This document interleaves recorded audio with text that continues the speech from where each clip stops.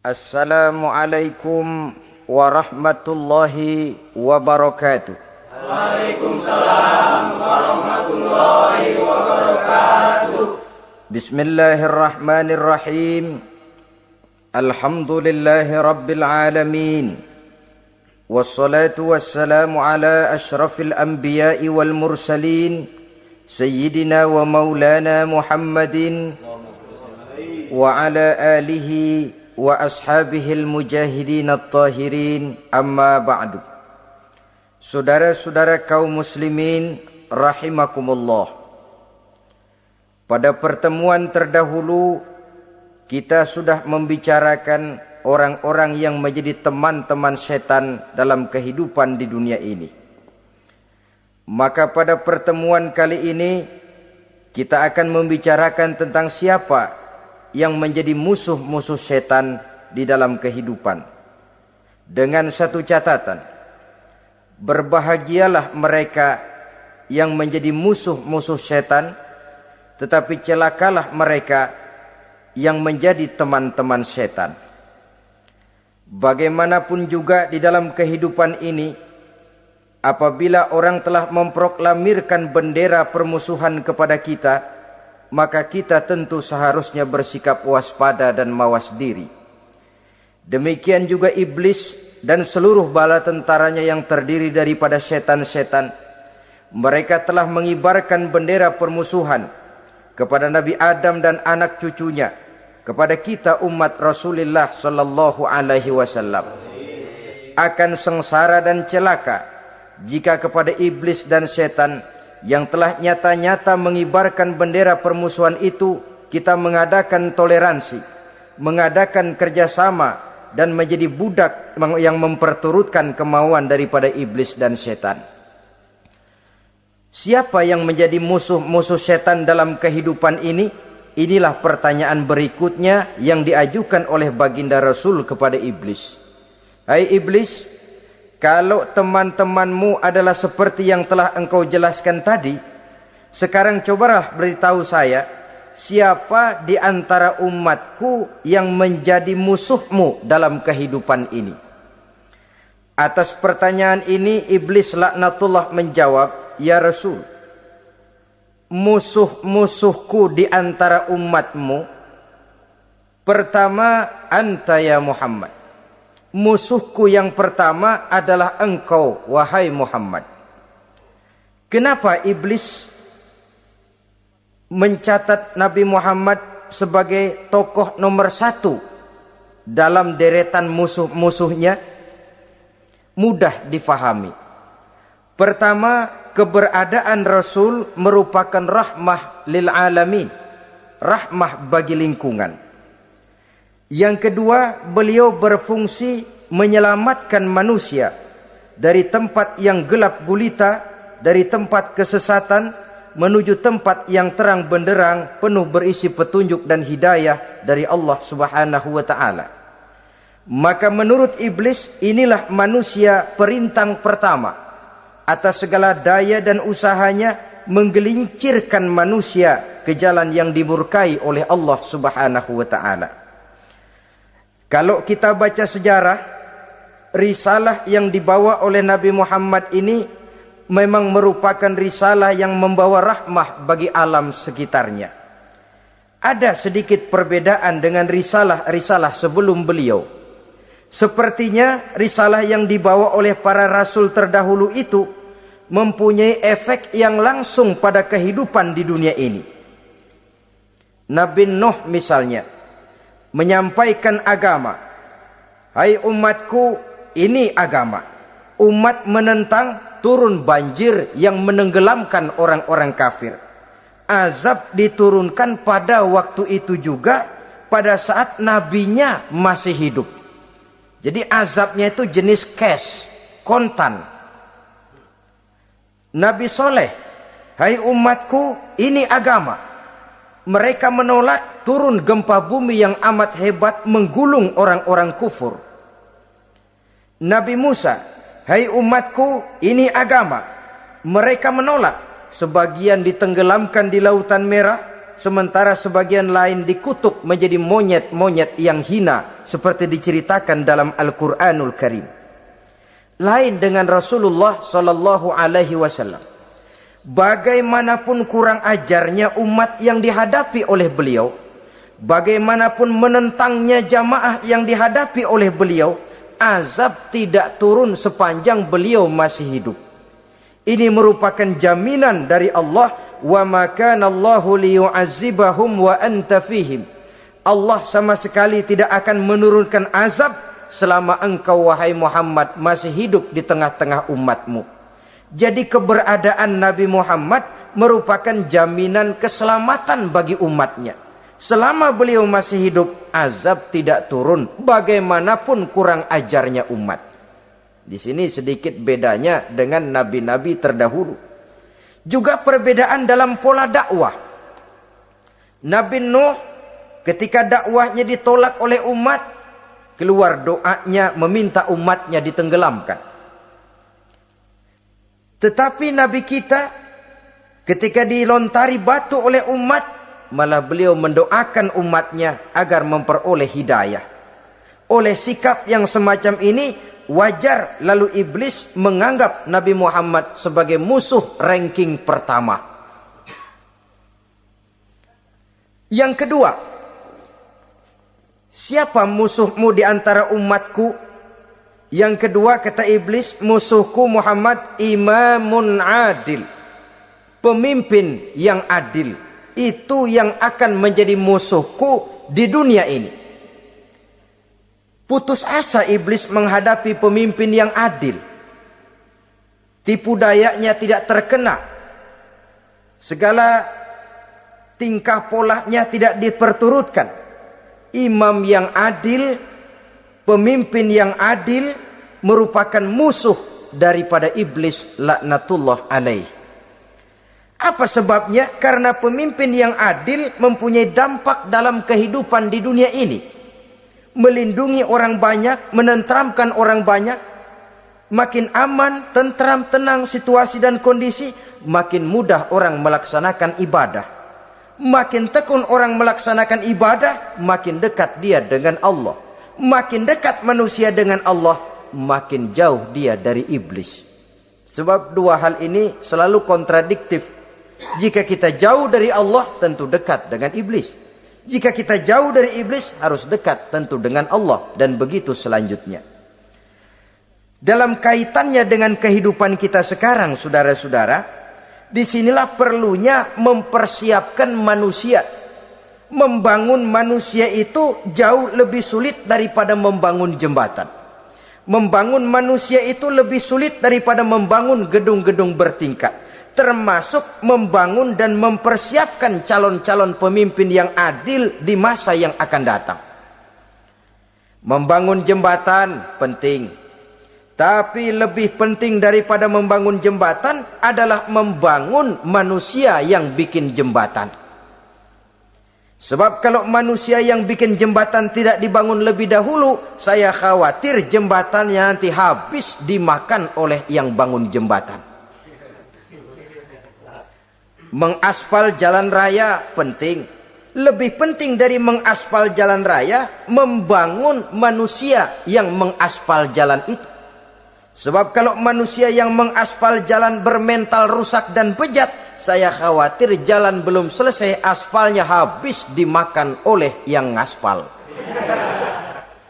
Inilah pentingnya membangun manusia pembangunan. Semua tugas-tugas besar, semua pekerjaan-pekerjaan yang baik harus berangkat dari niat yang baik, berangkat dari hati yang bersih.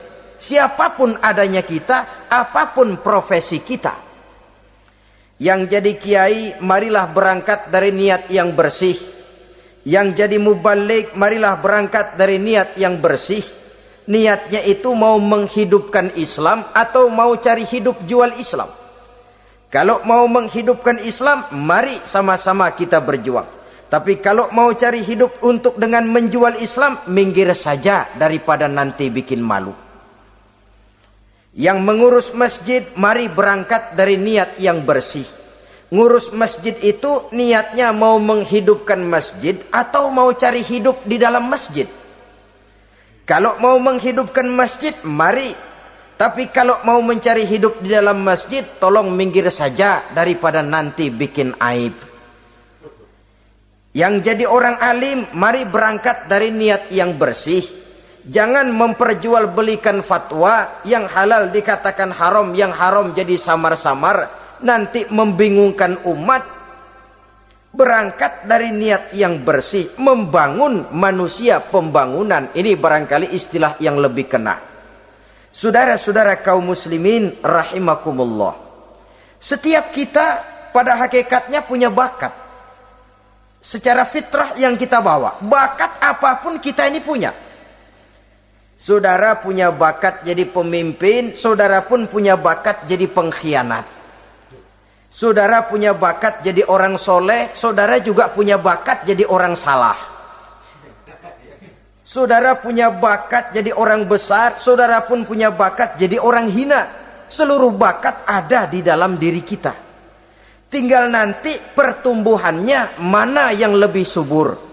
Saudara punya sifat berani, saudara pun punya sifat takut. Seberani-beraninya orang mesti ada sifat takutnya. Nanti mana yang tumbuh lebih subur? Kalau takutnya tumbuh lebih subur, dia akan jadi orang penakut. Kalau beraninya yang tumbuh lebih subur, dipupuk oleh lingkungan, pendidikan dan sebagainya, dia akan tumbuh jadi orang pemberani.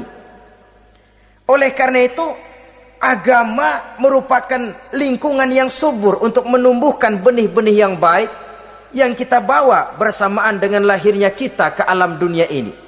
Setiap kita, saya, saudara, punya bakat jadi pemimpin, punya bakat jadi pengkhianat, punya bakat jadi pengabdi, punya bakat jadi koruptor, punya bakat jadi pemelihara, punya bakat jadi perusak. Tinggal nanti lingkungan, pendidikan yang menumbuhkan mana yang tumbuh lebih subur. Kalau lingkungan saudara lingkungan maling, maka sifat pengkhianat akan tumbuh lebih subur. Kalau nanti saudara jadi pemimpin, insya Allah korupsi. Lingkungan yang menumbuhkan sifat mengabdi, sifat berbuat tanpa pamrih, kalah. Dikalahkan oleh sifat pengkhianat dan korupsi itu yang dibentuk oleh lingkungan, pendidikan, pengalaman dan sebagainya. Oleh karena itu, secara dini agama menanamkan, menyuburkan fitrah-fitrah yang baik yang kita bawa bersamaan dengan hadirnya kita dalam kehidupan ini. Sebab itu seorang penyair bernama Syauqi mengatakan dalam sebaik syairnya, waladatka ummuka ya ibna adam bakian wan nasu haulaka yadhakuna surura. Hai manusia, pada saat kamu dilahirkan kamu menangis dan orang lain di sekelilingmu ketawa. Kakek senyum dapat cucu baru, paman gembira dapat keponakan baru, sementara kita yang lahir menangis. Betul apa benar? Apa ada saudara yang begitu dilahirkan terus nyengir? Saya kira kabur dukunnya itu. Setiap kamu hai manusia lahir dalam keadaan menangis, orang sekelilingmu tertawa. Karena itu katakan kepada mereka yang senyum di sekelilingmu, hai manusia, pada saat saya dilahirkan saya menangis dan kamu semua tertawa. Baik manusia. Tapi nanti pada satu saat harus terjadi kebalikannya. Kalau dikala saya lahir saya menangis dan kau semua senyum, nantilah manusia. Kalau satu saat saya meninggalkan alam dunia ini, saya akan berangkat dengan senyum. Dan kalian semua akan berurai air mata. Kalau perlu dari Sabang sampai Merauke kibar bendera setengah tiang. Kalau perlu. Jangan terbalik, kita mati melotot orang malah gembira. Karena hidup selalu membawa sifat-sifat yang merusak. Inilah orang kedua yang menjadi musuhnya iblis dan beruntung menjadi musuh iblis. Siapa? Imamun adil, pemimpin yang adil. Saudara-saudara kaum muslimin rahimakumullah. Yang ketiga musuh iblis, ghaniyun mutawadhi. Orang kaya yang rendah hati. Orang kaya yang tidak sombong. Kaya apa saja. Baik kaya oleh karena ilmu, orang yang kaya karena ilmu disebut orang alim. Baik kaya karena materi, orang kaya karena materi dinamakan hartawan. Baik kaya karena kedudukan, orang yang kaya karena kedudukan dinamakan pejabat. Orang kaya yang rendah hati itu musuh iblis. Beruntung dia menjadi musuh iblis. Iblis tidak senang ada orang kaya tidak sombong. Tapi iblis paling senang kalau ada orang kaya sombong. Lebih senang lagi iblis kalau ada orang miskin sombong. Masya Allah. Orang kaya sombong, walaupun iblis senang, orang masih bilang pantas saja dia sombong, kaya apaan aja punya. Udah miskin sombong, kira-kira yang disombongin apaan? Dalam segala bentuknya sombong ini Allah tidak senang, tapi iblis senang. Kenapa? Karena sponsor sombong iblis. Kan yang pertama kali sombong iblis toh. Ketika disuruh sujud kepada Nabi Adam, dia nggak mau. Ini kesombongan pertama yang terjadi dalam sejarah. Ketika ditanya kenapa kau tidak mau sujud iblis? Saya kan dibikin dari api, Adam dari tanah. I am the best. Saya lebih hebat daripada iblis, daripada Adam. Adam baru kemarin dibikin, saya sudah lama. Kata Allah, kamu sombong iblis, ini surga bukan tempat orang sombong, keluar. Terusir dia dari surga. Jadi kesombongan pertama adalah kesombongan yang dilakukan oleh iblis.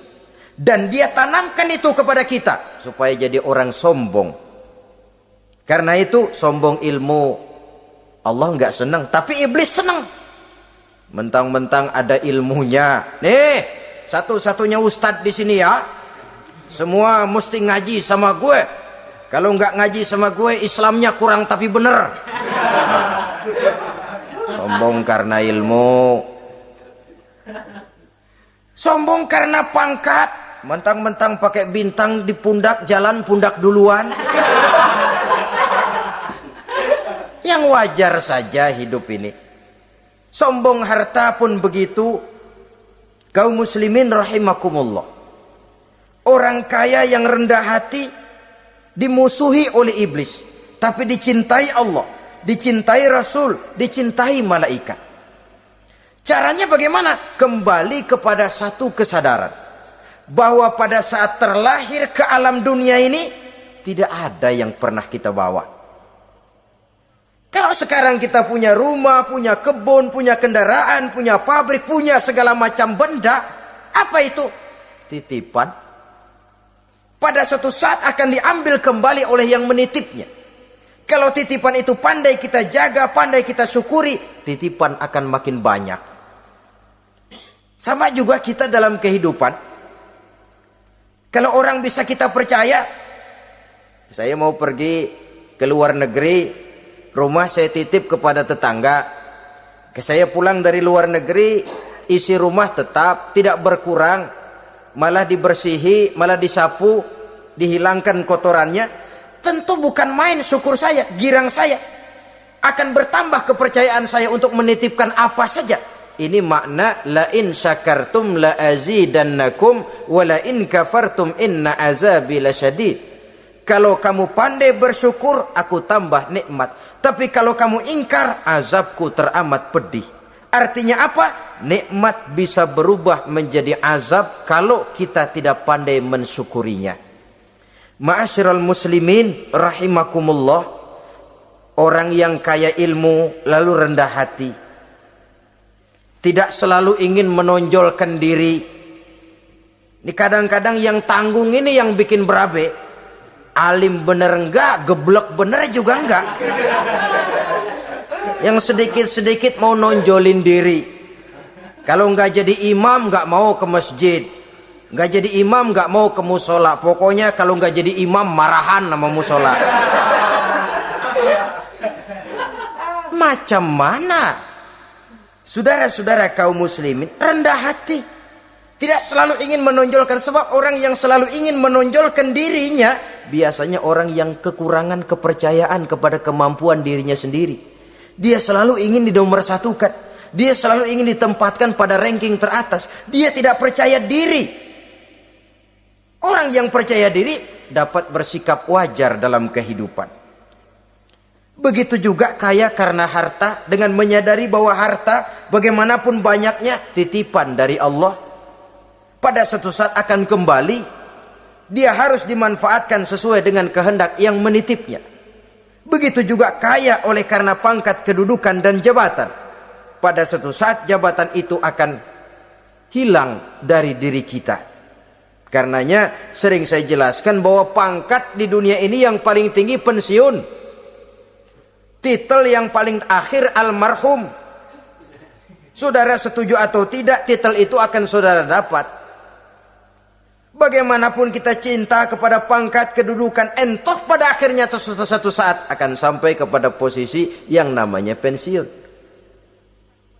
Kalau sadarlah kita kepada pemikiran ke arah sana, maka untuk mencapai kekayaan, baik kekayaan harta, kekayaan kedudukan, tidak lalu menghalalkan segala cara untuk mencapai tujuan. Tapi dibatasi oleh norma dan kaedah yang harus dia taati, baik kaedah agama maupun kaedah bernegara. Inilah orang ketiga yang menjadi musuhnya iblis, orang kaya yang rendah hati, orang kaya yang tidak sombong. Yang keempat, saudara-saudara, tajirun shadiq, pedagang, pengusaha yang jujur. Iblis gedek betul, benci bukan main sama pengusaha, sama pedagang yang jujur, yang tidak ngurangi timbangan, tidak nipu pembeli, tidak barang yang jelek dibilang bagus, atau yang bagus di atas yang jelek di bawah, atau dicampur yang baik dengan yang jelek supaya kelihatan semuanya jadi baik. Semua orang ingin untung, tidak ada kecuali siapapun orangnya, dan itu wajar. Setiap manusia ingin mendapat keuntungan, kalau perlu dengan modal minimal mencapai keuntungan maksimal, seperti yang diajarkan oleh teori ekonomi. Itu kan yang namanya produktif kan. Satu usaha dinamakan produktif, bagaimana kita mengeluarkan modal minimal bisa mencapai keuntungan maksimal. Silakan. Bahwa manusia ingin untung itu insting, naluri, fitrah. Tidak ada orang yang mau rugi.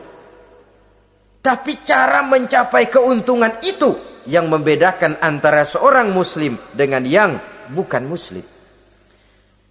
Sudah pernah saya sampaikan, apabila kaum pengusaha, para pedagang sudah dijangkiti penyakit yang tidak jujur, yang akan timbul adalah kekacauan ekonomi. Kekacauan ekonomi bisa menimbulkan revolusi sosial, dan revolusi sosial merupakan kiamat satu generasi.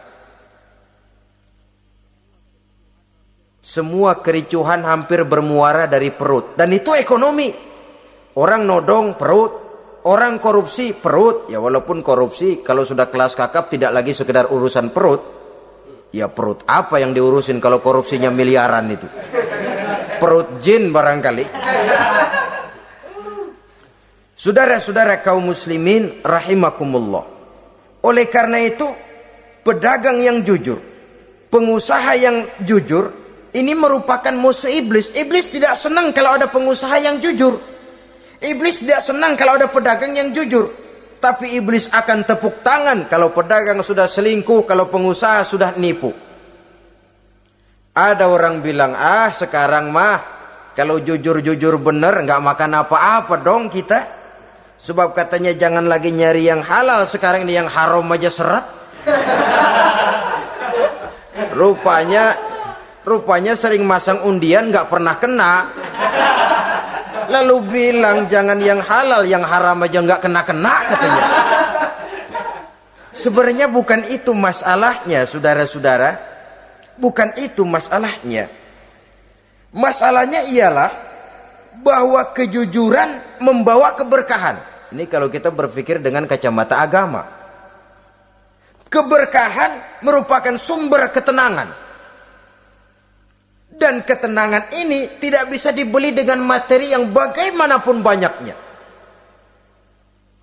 Walaupun kita punya percetakan duit, ketenangan itu nggak bisa dibeli. Jangankan cuma punya duit banyak, percetakan duit saudara punya, mau membeli ketenangan yang berasal dari keberkahan, sulit. Jadi kejujuran membawa keberkahan, keberkahan membawa ketenangan. Jangan macam dulu tukang sol sepatu. Ditanya oleh temannya, "Bang, ngesol satu hari dapat berapa?" 200 rupiah. Sembayang enggak? Enggak. Islam? Islam, kalau Islam mah. Kata temannya, "Sembayang dah, kali aja besok dapat rezeki lebih banyak." Yang benar, iya. Sebab kalau orang sholat itu Allah dekat, nanti rezekinya ditambah. Beneran? Bener. Subuh sembayang dia.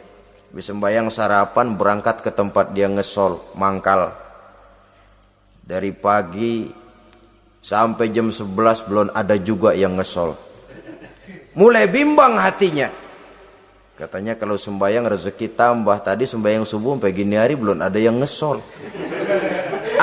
Cobaan kali, sabar. Datang sholat zohor. Habis zohor nunggu lagi, belum juga ada yang datang ngesol. Udah mau pulang hampir maghrib, baru datang satu orang dandanin sendal jepit putus.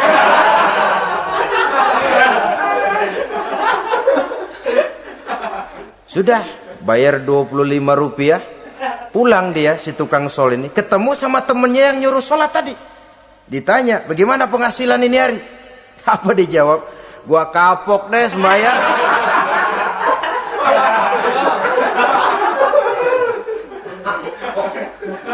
Kemarin nggak sembahyang dapat 200, sekarang begitu sembahyang jigo.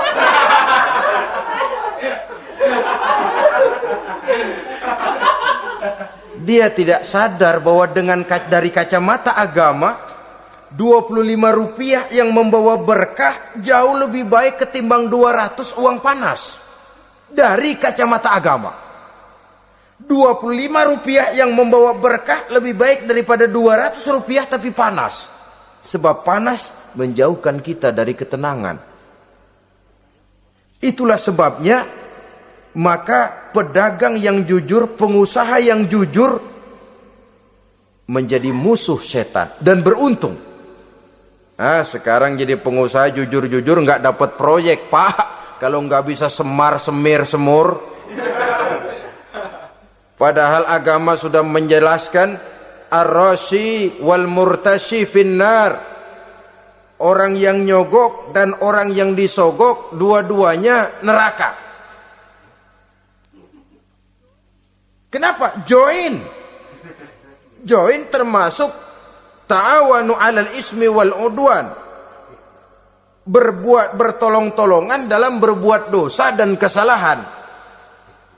Kalau hadiah, lain hadiah. Kalau sedekah, lain sedekah. Tapi yang namanya semir, suap, ar-rashi wal murtashi finnar. Saudara-saudara kaum muslimin rahimakumullah. Jadi pedagang yang jujur, pengusaha yang jujur merupakan salah satu roda perekonomian. Kegoncangan ekonomi akan menimbulkan dampak sosial yang sangat luas dan kompleks. Yang pada giliran puncaknya, dampak paling negatifnya, dia sanggup menggerakkan terjadinya revolusi sosial. Bukankah sebagian besar gerak hidup manusia dimotivasi oleh keinginan untuk mempertahankan kelangsungan hidup? Dan kelangsungan hidup artinya mulut. Mulut itu artinya perut, dan itu artinya makan. Setelah itu mungkin baru pangan, baru sandang, baru dia berpikir pakaian dan sebagainya. Jadi karena dia merupakan penggerak roda ekonomi, pedagang yang jujur, pengusaha yang jujur mutlak diperlukan dalam kehidupan ini. Sebab sekali lagi, kejujuran akan membawa keberkahan, keberkahan memberikan ketenangan dalam kehidupan. Oleh karenanya kita umat Islam, biarin duit kita banyak, asal berkah. Itu tentu idealnya. Ketimbang dikit tidak berkah, lebih baik ia banyak, ia berkah. Dan keberkahan itu datang lewat kejujuran. Kejujuran ini sudah dicontohkan oleh Rasul pada saat beliau berniaga ke negeri Syam. Dikala berumur 9 tahun, bahkan dikala berumur 25 tahun, seketika membawa dagangan Sayyidatuna Khadijah yang kelak jadi istri beliau.